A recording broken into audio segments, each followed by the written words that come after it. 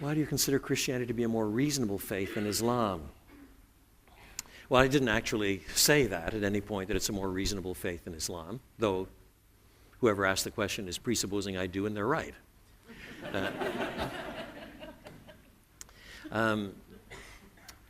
Over the years, I've had many Muslim friends, and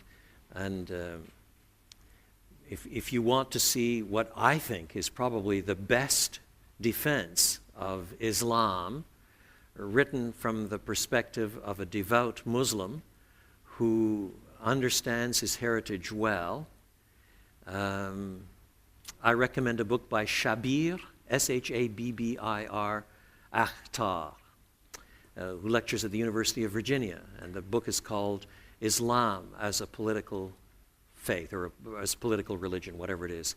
And it is a very impressive piece of work. But at the end of the day, you really must see that it's a very different kind of faith from Christianity. It's very different. Allah in Islam is sovereign, he's in control, and he's merciful, but it's almost impossible to think of this God as a God of love.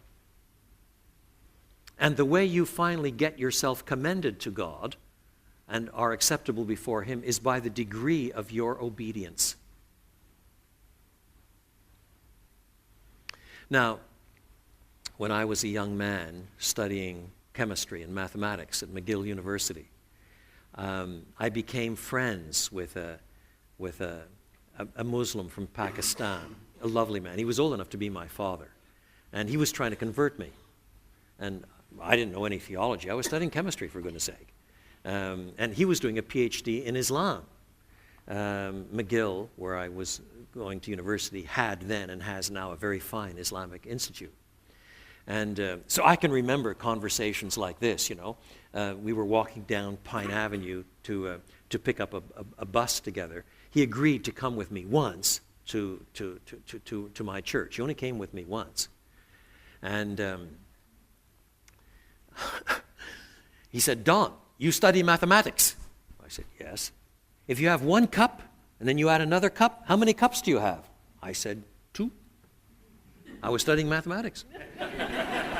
"If you have 2 cups and you add another cup, how many cups do you have?" I said, 3. "If you have 3 cups and you take away 1 cup, how many cups do you have?" 2. I could see where this was going, and I didn't like it. He said, "You believe that Jesus is God?" "Yes." "You believe that the Father is God?" "Yes." "You believe that the Holy Spirit is God?" "Yes." "If you have one God plus one God plus one God, how many gods do you have?"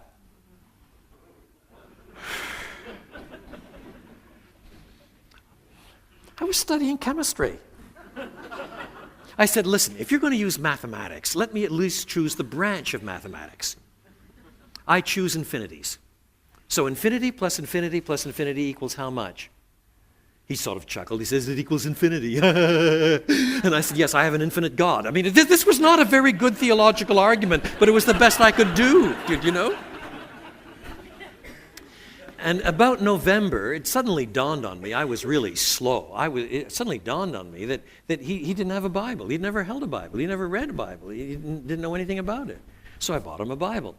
And he held it in his hand, and because Muslims refer to Christians as people of the book. There's an awful lot of commonality in some of the stories and so on. So they think that our Bible is corroded and corrupted in some ways, but on the other hand, at least we're people of the book. So he says, how do I read this? Where do I start? Because the whole structure of the Quran is very different from the Christian Bible.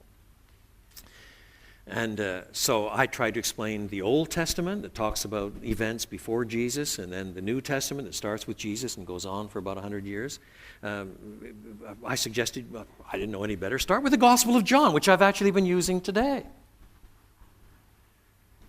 So he started reading the Gospel of John.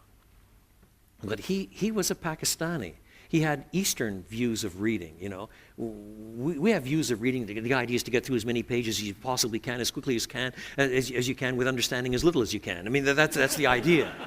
Whereas a more Eastern view of reading often is you read a bit and you think about it, and then you go and read it again, and you read on a little bit, and then you go back. And so he was reading very, very slowly, but he was thinking about everything he read. And then at Christmas, he didn't have a place to go, so I brought him home to my parents' place. He didn't have a place to go. And at the time, my parents were not living too far from Ottawa. Incidentally, that Wikipedia thing saying that I was born in Ottawa, it was wrong. I wasn't born in Ottawa. Never trust Wikipedia. I was born in Montreal. But at that point, my parents were living near Ottawa, so that's where I took him.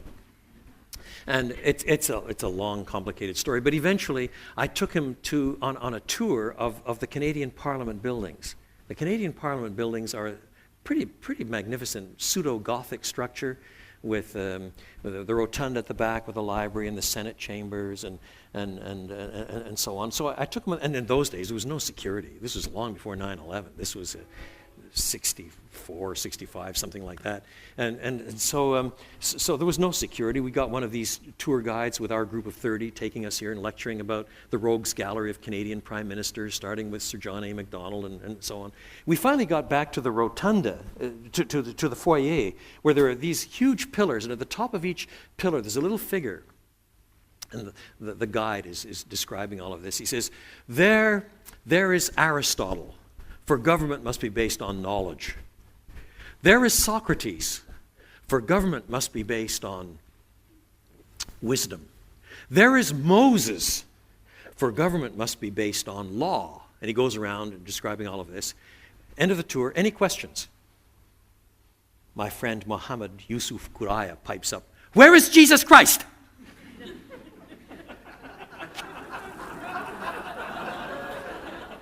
I had no idea where this was coming from.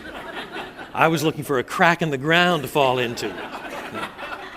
The guide certainly had no idea where this was coming from, so he asked the obvious question, I beg your pardon? So Guraya then presupposed that he hadn't been understood because of his thick accent. So he says it more slowly and more loudly. "Where is Jesus Christ?" So here's a Pakistani Muslim in the foyer of the Canadian Parliament saying in a loud voice, "Where is Jesus Christ?" So we got 3 groups now, about 90 people listening in to this Pakistani Muslim asking where Jesus is. And the guide says, why should he be here? Guraya looked shocked. He said, "I read in the Christian Bible," and now he's quoting from John 1, "I read in the Christian Bible that the law was given by Moses, but grace and truth came through Jesus Christ. Where is Jesus Christ?" I thought, preach it, brother.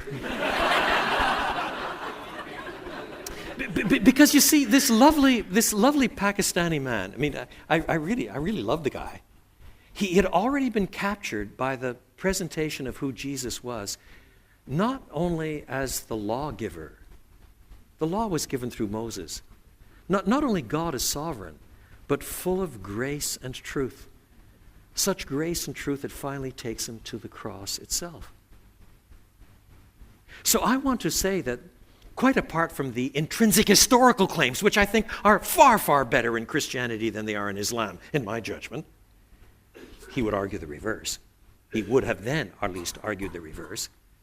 Yet I would say that the portrait of who God is in coming to redeem fallen men and women who cannot possibly save themselves, but need someone to come and save us in grace and truth, is a spectacularly winsome picture.